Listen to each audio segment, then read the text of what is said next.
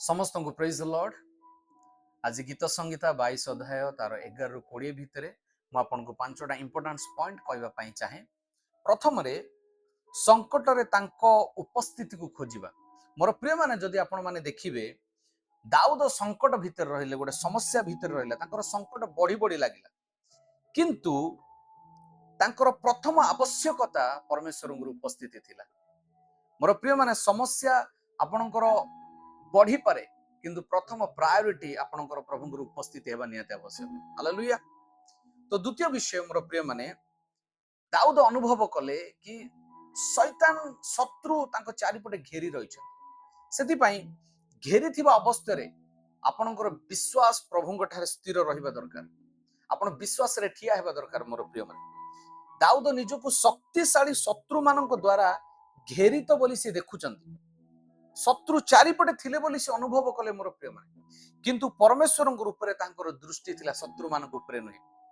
मोर प्रिय माने मुझे आपण मानक एनकरेज करिया पई चाहे, आपणकर शत्रु मानकर संख्या अनेक हो पारे, किंतु परमेश्वर उपस्थिति समस्त शत्रु ठारू अधिक शक्तियुक्त अटे। तृतीय विषय, दुर्बल हेले प्रभुंकर शक्ति उपरे माने निर्भर करिबा। हालेलुया।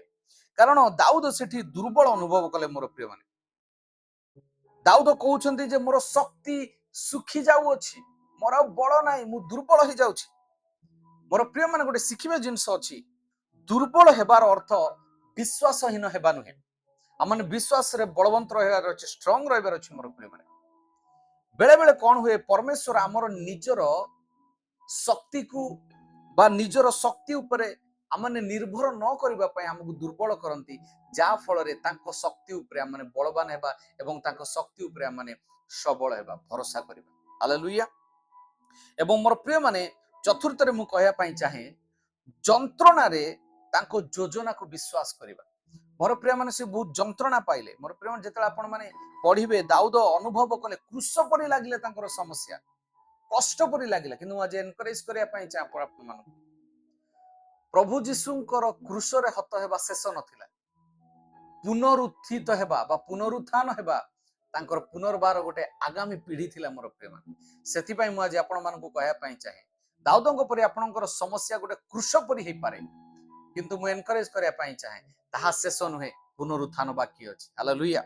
मोर प्रिय माने शेष रे मु आपण मानकु कहया पय चाहे, निराश रे परमेश्वर को माने डाकिबा।